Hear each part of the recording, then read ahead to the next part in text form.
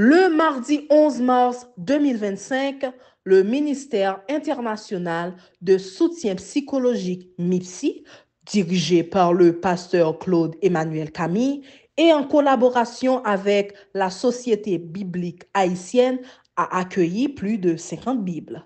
En présence de Madame Vania Richard, secrétaire générale du MIPSI, le pasteur Claude Emmanuel Camille a déclaré que la distribution de ces Bibles permettrait également à leur ministère de diffuser l'évangile de la grâce de notre Seigneur Jésus-Christ.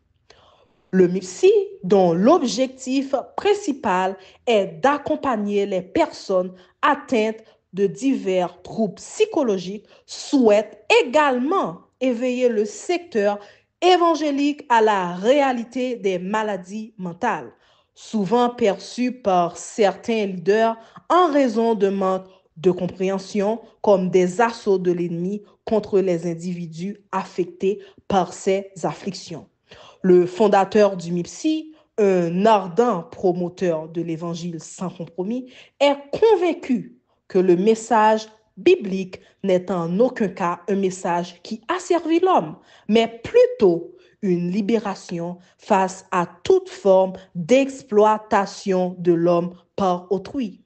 Pour que le chrétien puisse découvrir cette véritable liberté, l'intégralité du message biblique doit être proclamée sans rien omettre pour des profits éhontés. Depuis ses débuts en 1978, la Société biblique s'est dévouée à assurer une distribution maximale de la Bible en Haïti, en proposant celle-ci dans des formats appropriés et à des tarifs accessibles. Si les dirigeants s'efforcent continuellement de réaliser cette mission, il incombe désormais aux dirigeants spirituels de prendre l'initiative et de proclamer l'intégralité des Saintes Écritures sans favoritisme.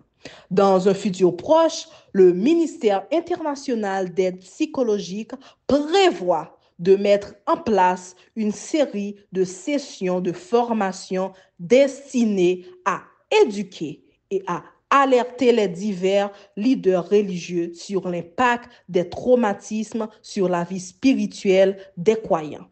Ces formations visent également à aider ces leaders à reconnaître les signes de ces troubles mentaux afin d'offrir un meilleur soutien aux fidèles touchés par ces affections psychologiques.